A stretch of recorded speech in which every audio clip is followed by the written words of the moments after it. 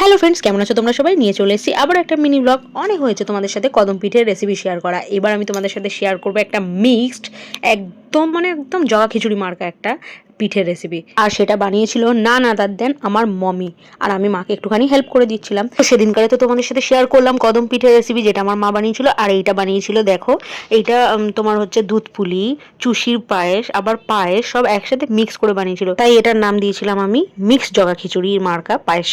প্রথমে তোমরা দেখতেই পেলে আগে দুধ জাল দেওয়া হয়েছিল, তারপরে আমি একে একে পুলি পিঠে আর এখানে চুষির সবকিছু রেডি করে নিয়ে পায়েসের মধ্যে দিয়ে দিয়েছিলাম। তারপরে তাতে গুড় অ্যাড করে ঝটপট করে নাড়িয়ে চাড়িয়ে জাল দিয়ে রেডি হয়ে গেছে এখানে পায়েস।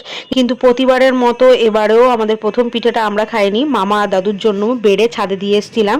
তারপরে আমরা এখানে সবাই মিলে পিঠে মজা করে খেয়েছিলাম। টেস্ট দারুণ হয়েছিল খেতে, জগা খিচুড়ি হলেও দারুণ খেতে লাগছিল।